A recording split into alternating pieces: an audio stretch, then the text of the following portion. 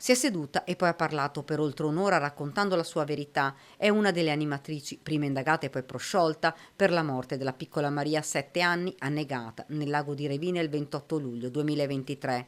I bambini non dovevano essere in acqua, ma dovevano fare dei giochi a riva. È questa la prima importante rivelazione. Noi animatori, ha detto, non avevamo ricevuto nessuna formazione specifica, soprattutto per quanto riguarda la sicurezza dei bambini in acqua.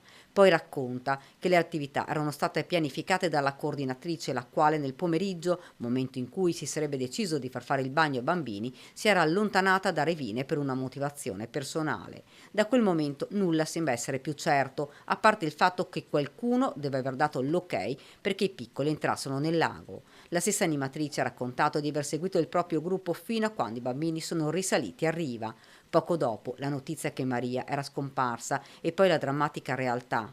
La piccola era stata trovata in acqua priva di vita da un turista. L'accusa per 4 persone è omicidio colposo, ritenuto dalla Procura di Treviso responsabile a vario titolo dell'accaduto. Un'udienza che potrebbe portare ad una svolta. Al lago, quel tragico giorno, c'era solo una responsabile.